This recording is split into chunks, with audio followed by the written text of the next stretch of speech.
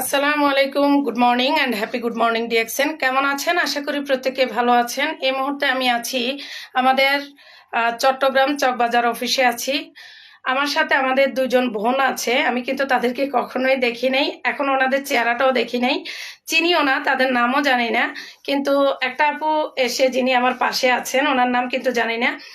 তো উনি আমাকে এসেই বলতেছে যে আমাকে চিনে। চেনার কারণ কি? কারণ আমাকে আমার প্রচারণার কারণে কিন্তু উনি আমাকে চিনে, আমাকে ভিডিওতে দেখছে।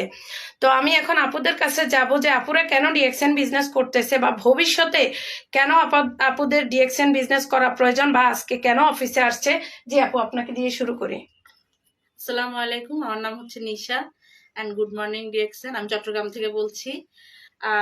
ডিএক্সএন এ আসার উদ্দেশ্য হলো আমার অনেক আগে থেকে কিছু না কিছু করার উদ্দেশ্য ছিল। আর তার চেয়ে সবচেয়ে বড় কথা হচ্ছে যে আমি শারীরিকভাবে সামথিং কিছু আমার অসুবিধে ছিল।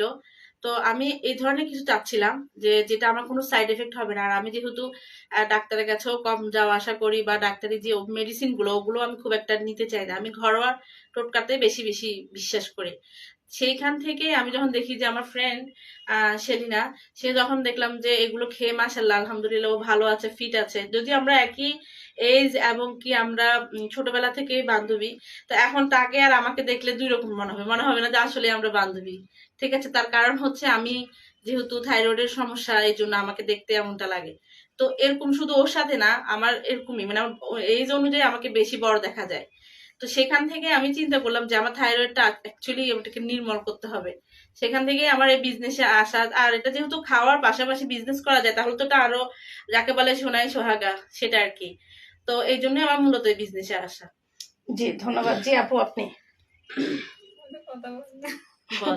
একটু বলেন, নাম পরিচয় দেন। আসসালামু আলাইকুম, গুড মর্নিং ডিএক্সএন। আমার নাম শেরিনা আক্তার। জি, উনি আসলে লজ্জা পাচ্ছে। আসলে এই আপুটার নাম যেন কি? নিশা। নিশা। নিশা আপুর কাছ থেকে আমি যে মেসেজটা নিতে পেরেছি, ওয়াও, চমৎকার একটা মেসেজ।